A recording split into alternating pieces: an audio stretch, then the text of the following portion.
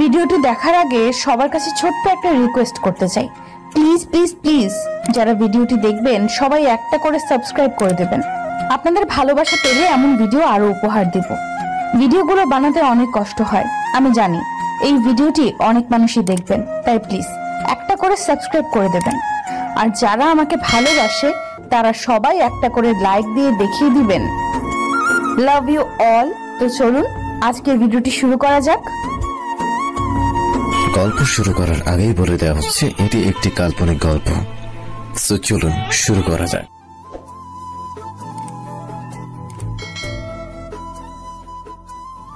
বলেই মুখ বাঁকিয়ে রুম থেকে চলে গেল। ঘুমটা ভেঙে দিয়ে গেছে, তাই আর ঘুম ধরলো না। তাই উঠে ফ্রেশ হয়ে ড্রয়িং রুমে গেলাম। এসে দেখি মহারানী টিভি দেখতেছে। পানি খেয়ে আমি রুমে চলে আসলাম। আকাশের অবস্থা খারাপ হতে চলেছে, মনে হয় রাতে ঝুম বৃষ্টি হবে বা তুফান হবে। আমি এসব চিন্তা বাদ দিয়ে পড়তে বসে গেলাম। কিছুক্ষণ পর শুরু হয়ে গেল আকাশের গর্জন করা। এখন পড়তে অনেক ভালো লাগছে। হঠাৎ অনুভব করলাম আমার পিছনে কেউ একজন দাঁড়িয়ে আছে। তাকিয়ে দেখি জান্নাত দাঁড়িয়ে আছে। কি হলো, এইখানে দাঁড়িয়ে আছেন কেন? আজকে তোর সাথে পড়তে বসবো। কেন? এমনি, বেশি কথা না বলে নিজের কাজ কর। তারপর আমি নিজের পড়ায় মন দিলাম। জান্নাত আমার উল্টো পাশের চেয়ারটায় বসলো। কিছুক্ষণ পর হঠাৎ খেয়াল করলাম আকাশ গর্জন দিলে জান্নাত কেঁপে উঠছে। বুঝে গেলাম জান্নাত আকাশের গর্জনগুলো খুব ভয় পায়, তাই আমার পাশে পড়তে বসেছে। জান্নাত বড় হয়ে গেছে ঠিকই, কিন্তু মনটা এখনো বাচ্চাই রয়ে গেল। এসব ভেবে মনে মনে হালকা হেসে আমি আবার পড়ায় মন দিলাম। হঠাৎ জান্নাত বলে উঠল, তোর হাতটা একটু ধরতে পারি? কি? তোর হাতটা একটু ধরতে দিবি? হাত ধরবেন কেন? এমনি, ধরতে দিবি কিনা তাই বল। খারাপ মতলব না থাকলে ধরতে পারেন। তোর প্রতি খারাপ মতলব কোনো দিন হবেও না আমার। জান্নাত বলেই আমার হাতটা ধরলো। এই প্রথম আমার হাতে হাত রেখেছে জান্নাত। এটার ফিলিংসটাই আলাদা, যা ভাষায় বোঝানো যাবে না। পড়তেছিলাম আর খেয়াল করতে লাগলাম আকাশ যখন ওই গর্জন দেয়, জান্নাত তখনই আমার হাতটাকে জোরে আঁকড়ে ধরে, তারপর আবার নর্মাল ভাবে ধরে থাকে।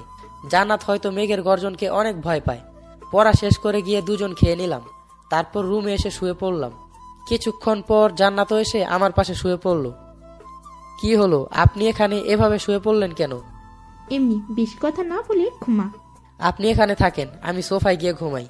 তোকে সোফায় যেতে বলেছি আমি? চুপচাপ যেখানে আছিস সেখানে ঘুমা, আর মাঝে এই কোলবালিশ থাকবে।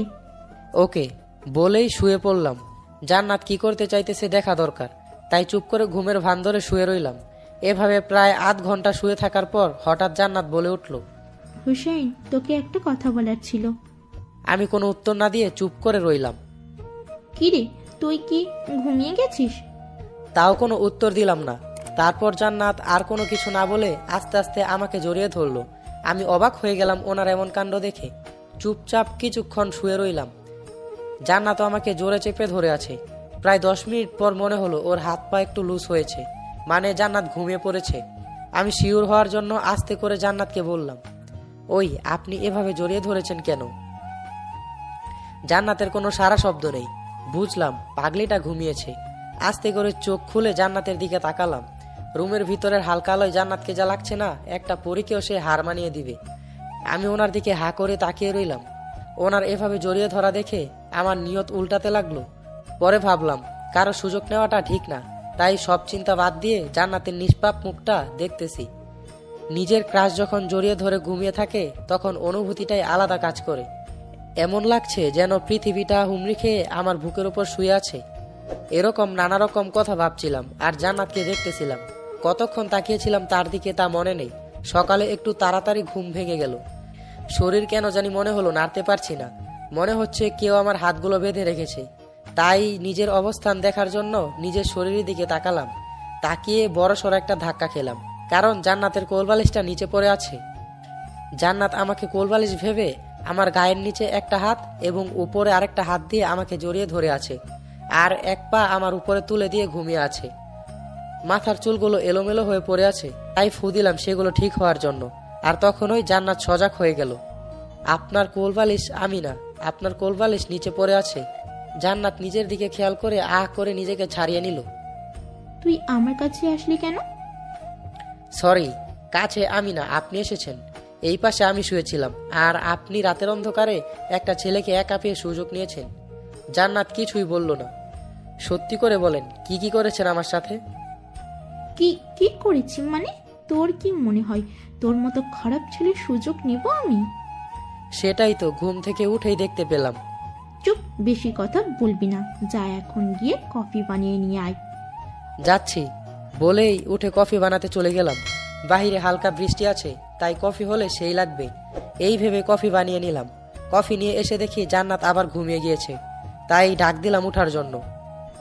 কি হলো, ডাকতেছিস কেন? কফি নিয়ে এসেছি, রেখে গেলাম, মন চাইলে খেয়ে নিয়েন। ভার্সিটিতে আজকে যেতে ভালো লাগছে না, তাই কফিটা খেয়ে ফ্রেশ হতে চলে গেলাম। ফ্রেশ হয়ে এসে দেখি জান্নাত কফি খাচ্ছে। তারপর জান্নাত গিয়ে ফ্রেশ হয়ে এসে নিজের মতো করে গল্পের বই পড়তে লাগলো, আর আমি অনলাইনে খাবার অর্ডার করে দিলাম। যেহেতু বৃষ্টির কারণে আর ভার্সিটিতে যাওয়া হয়নি, তাই দিনটা বারান্দায় গিয়ে বসে বসে পার করতে লাগলাম। তখন ওই মোবাইলে একটা আননোন নাম্বার থেকে কল আসলো, তাই রিসিভ করলাম। কে সেটা জানার জন্য। আসসালামু আলাইকুম। ওয়ালাইকুম সালাম। কেমন আছেন? আলহামদুলিল্লাহ, আপনি কে? কালকে প্রপোজ করলাম আর আজকেই ভুলে গেলেন? ওহ, নীলা। সরি, কালকে জান্নাত আপু কার থেকে যেন আপনাকে প্রপোজ করার কথাটা শুনে আমাকে নিয়ে যায় আপনার কাছে, তারপর আপনার সাথে এসব সিন ক্রিয়েট করে। জান্নাত তো একটা পাগলি, ওর কথায় আমার খারাপ লাগে না। জান্নাতের তো বুদ্ধি একটু কম। কালকে বিকেলে কফি খেতে আসলেন না কেন? আরে কালকে জান্নাত অনেক প্রেসারে রেখেছিল, তাই আসতে পারেনি। কি বলেন আপনি? ঠিক আছেন তো? আরে হ্যাঁ, ওই ডাইনিটা আমার কিছুই করতে পারেনি। নিজের বউকে কেউ ডাইনি বলে নাকি? এটা বউ না রাক্ষসী বলেই বারান্দার দরজায় তাকাতেই চোখ কপালে উঠে যায়, কারণ দরজায় জান্নাত দাঁড়িয়ে আছে। কি বলবো ভেবে পাচ্ছি না। তখন ওই নীলাকে ঝাড়ি দিয়ে বললাম, আমার এটা বউ না রাক্ষসী সেটা তোমার থেকে জানতে হবে, ফোন রাখো। তারপর ফোনটা কেটে দিয়ে জান্নাতের দিকে ফিরে তাকিয়ে ভালো সাজার জন্য বলে উঠলাম, একটা মেয়ে আপনাকে রাক্ষসী বলতেছিল, তাই ইচ্ছা মতো ঝেড়ে দিয়েছি। ও তাই নাকি? তা কি বললো আমার নামে? ওই তো মেয়েরা রাগ করলে যা গালি দেয় আর কি। ও নিশ্চয়ই বলেছে ওই ডাইনিটা আমার কিছুই করতে পারেনি, এই রকম কিছু নিশ্চয়। বুঝে গেলাম, সব শুনে ফেলেছে, তাই এবার মার খাওয়া থেকে নিজেকে রক্ষা করতে হবে। তাই কি করব ভাবতেছি। তখন জান্নাত বলে উঠল, কিরে, মন পড়তেছে নাকি? বলেছিল মেয়েটার মনে করিয়ে দিও। পড়ে তো আছেই, কিন্তু ওই মেয়েটা আপনার নামে একটা কথা বলেছে, যেটা আমি আপনাকে বলতে পারতেছি না। কেন, কি বলেছে? বললে তো আপনি রেগে যাবেন। তোকে না বলতে বলছি। আপনার নাকি বিয়ের আগে আরেকটা ছেলের সাথে রিলেশন ছিল, আপনি আমাকে ঠকালেন। কিসব যাতা বলছিস? মুখ সামলে কথা বলবি বলে দিলাম। মেয়েটা বলেছে আপনার ল্যাপটপে ইমেলগুলো চেক করলেই সবকিছু বের হয়ে যাবে। ওই মেয়েটার সাহস কি করে হয় আমার নামে মিথ্যে বলার? মেয়েটা মিথ্যা বলেছে না সত্যি, সেটা তো আপনার ল্যাপটপের ইমেল দেখলেই বোঝা যাবে। মানে তুইও আমাকে বিশ্বাস করতেছিস না? কিভাবে করব?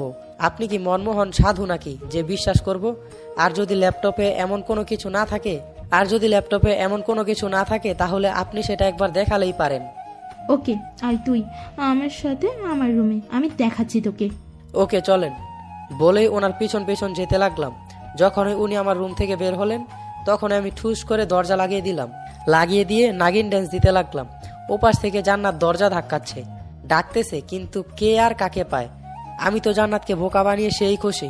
ওই পাশ থেকে জান্নাত বলতেছে, ওই হুসেনের বাচ্চা, দরজা খোল, না হলে পরে তোর অবস্থা খারাপ করে দিব বলে দিলাম। তোকে আমি কাঁচা চিবিয়ে খাবো। ভালোই ভালোই খুল বলছি। আমি কোনো কিছু না বলে খাটে গিয়ে শুয়ে শুয়ে মোবাইলে গান শুনতে লাগলাম। কিছুক্ষণ পর সবকিছু ঠান্ডা হয়ে গেল। আজকে বের হওয়া যাবে না, না হলে মার্ডার হয়ে যেতে পারি। তাই রুমে বসে থাকাই ভালো। দুপুরে না খেয়েই রুমে বসে আছি। বসে থাকতে থাকতে আর ভালো লাগতেছে না, বাহিরে যাওয়া যাবে না। অবশেষে দুপুরের একটু পরের দিকে ঘুমিয়ে গেলাম। ঘুম ভাঙলো গালে কারো শীতল স্পর্শে। চোখ খুলে তাকিয়ে দেখি জান্নাত সামনে বসে আছে।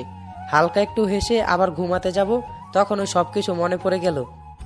লাফিয়ে উঠতে গিয়ে পারলাম না। তাকিয়ে দেখি আমার হাত আর পাগুলো জান্নাতের একটা ওড়না দিয়ে বেঁধে রেখেছে। পাশে তাকিয়ে দেখি জান্নাত কতগুলো লিপস্টিক নিয়ে বসে আছে। মানেটা বুঝতে পারলাম না, ও আমাকে না মেরে এভাবে লিপস্টিক নিয়ে বসে আছে কেন? আরে বাবু, তোমার ঘুম ভেঙেছে? এই বাবুকে আর আমাকে এভাবে বেঁধে রাখছেন কেন? ওলে ওলে আমার বাবুটা রাগও করে দেখি। কেন, মনে নেই কি করেছিস? সরি, আসলে আমি তখন সেলফ ডিফেন্সের জন্য ওইগুলো বলেছিলাম। তা এখন তো কোনো ডিফেন্সই করার অবস্থা তোর নাই। বললাম তো সরি, আগে সবকিছু ভুলে যান না প্লিজ। রাক্ষসী আর ডাইনিরা তাদের অপমান সব কিছু এত তাড়াতাড়ি ভুলে যায় না। তারপর জান্নাত তার ফোনটা বের করে আমার কয়েকটা ফটো তুললো। তারপর নিজের ঠোঁটে আবার লিপস্টিক লাগালো, লাগিয়ে আমার গালে চুমু দিতেছে, এমনভাবে ছবি তুলতেছে। ওই আপনি কি করতেছেন? যা করতেছি চুপচাপ মেনে, তাহলেই 5 মিনিট পরে মুক্ত করে দিব। রাজি থাকলে বল। ওকে। তারপর আমি চুপচাপ শুয়ে রইলাম, আর জান্নাত কয়েকটা সেলফি তুলে সব বাঁধন খুলে দিল। শোন, গিয়ে একবার আয়নায় মুখটা দেখে নে, না হলে পরে সমস্যা হবে। উঠে চলে গেলাম ফ্রেশ হতে। ওয়াশরুমে গিয়ে আয়নায় নিজের মুখটা দেখে নিজেই ভয় পেয়ে গেলাম, কারণ মুখের কমপক্ষে 20 জায়গায় জান্নাত চুমু দিয়েছে, আর তার লিপস্টিকের দাগগুলো স্পষ্ট দেখা যাচ্ছে। এই জন্য এতগুলো লিপস্টিক এনে রেখেছিল ডাইনিটা। তখন ওই ফটো তোলার কথাটা মনে পড়ে গেল। তাড়াতাড়ি ফ্রেশ হয়ে বাহিরে এসে দেখি আপু আমার বিছানায় শুয়ে আছে। আমি বেরোতেই বলে উঠল, কিরে, কেমন লাগলো শখটা? আগে বলেন আপনি এতগুলো ছবি তুললেন কেন? আমি আমার বাবুটার ছবিও তুলতে পারবো না? এসব অ্যাক্টিং বাদ দিয়ে আসল কথা বলেন, ছবিগুলো কেন তুলেছেন? যেন কোনো মেয়ে তোকে প্রপোজ করতে না পারে, আর করলেও এগুলো দেখালে মেয়ে যা বোঝার বুঝে যাবে। জান্নাতের কথা শুনে মাথায় হাত দিয়ে ফেললাম। কি ডেঞ্জারাস মেয়ে রে বাবা, ওনার ভিতর তো আগুনে ভরা। কি বলবো কিছুই বুঝতে পারতেছি না। শোনো বাবু, এরপর থেকে কারো প্রপোজ একসেপ্ট করার আগে আজকের দিনটার কথা মনে রেখো, ওকে বাবু? আমি কিছু না বলে চুপচাপ বসে রইলাম। আর নীলাকেও তোর সাথে তোলা সেলফিগুলো পাঠিয়ে দিয়েছি, তোকে কাছে পেলে জানে মেরে দিবে বলেছে। আপনি কেন আমার পিছনে লেগে থাকেন? তুই যে আমাকে জ্বালিয়েছিস, তাই আমি একটা বছর তোকে জ্বালাবো। আর কিছুই বললাম না। পরের দিন সকালে জান্নাত নিজের মতো করে ভার্সিটিতে চলে গেল, আর আমি নিজের মতো করে ভার্সিটিতে চলে গেলাম। সারাদিন ভালোই দিন কাটলো। লাস্ট ক্লাস করতেছিলাম, তখন ওই সাইলেন্টে থাকা ফোনটা বেজে উঠলো। তাকিয়ে দেখি জান্নাত ফোন দিয়েছে। এক রুম থেকে অন্য রুমে ফোন দিতেছে কেন? বিরক্তি নিয়ে বাহিরে এসে ফোনটা রিসিভ করলাম। কি হলো, এখন ফোন দিয়েছেন কেন? তোকে ফোন দেওয়া ছাড়া তো আমার আর কাজ নেই, তাই ফোন দিয়েছি। তুই এখন বাসায় আয়। একটু পরে ক্লাস শেষ হবে, তখন চলে আসবো। তোর ভাইয়া এসে দেখুক তুই আর আমি দুজন আলাদা রুমে থাকি, তারপরে সে তুই ওনাকে বুঝতিস। মানে তোর ভাইয়া আজকে আসতেছে ঢাকায়, আর উনি এসে আমাদের এখানে থাকবে। সব তাড়াতাড়ি বাসায় আয়। বলেই জান্নাত ফোনটা কেটে দিল। কি করব কিছুই বুঝতেছি না। তাড়াতাড়ি ভার্সিটি থেকে বাসায় চলে গেলাম। গিয়ে আমার রুমে সবকিছু জান্নাতের রুমে নিয়ে গুছিয়ে রাখলাম, আর জান্নাত পুরো রুমটাকে গুছাতে ব্যস্ত। সবকিছু গুছিয়ে শাওয়ার নিতে চলে গেলাম। শাওয়ার শেষ করে বাহিরে আসতেই খেয়াল করলাম জান্নাত কারোর সাথে কথা বলতেছে। বুঝতে বাকি রইল না, ভাইয়া চলে এসেছে। রেডি হয়ে বাহিরে গিয়ে দেখি ভাইয়া বসে বসে টিভি দেখতেছে, আর জান্নাত কফি বানাচ্ছে। তারপর ভাইয়ার সাথে কৌশল বিনিময় করে দুজনে বসে টিভি দেখতে লাগলাম। তখন ওই জান্নাত বলল, আপনিও কি কফি খাবেন?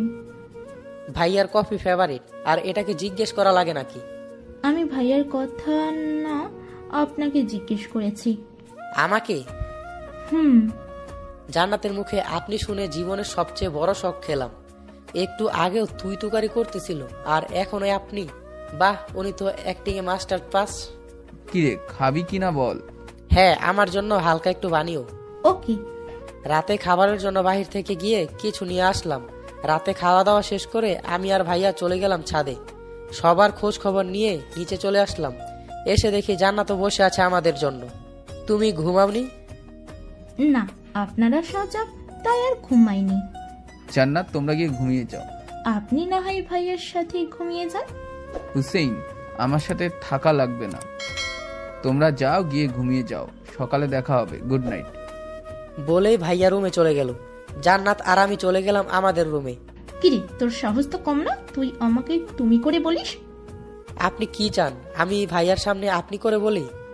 তারপর ভাইয়া জিজ্ঞেস করলে আমি সব সত্যি বলে দেই। তারপর ভাইয়া আমার কথা চিন্তা করে আপনার থেকে ডিভোর্স নিয়ে দিবে। ওই, তোর কাছ থেকে এত কথা শুনতে চাইছি আমি। তাহলে এখন যেটা বলবো সেটা মেনে নেওয়াই আপনার জন্য বেটার।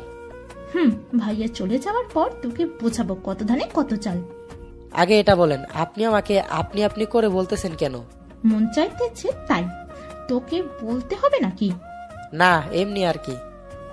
যা সোফায় গিয়ে ঘুমিয়ে পড়, সকালে বেঁচে থাকলে দেখা হবে।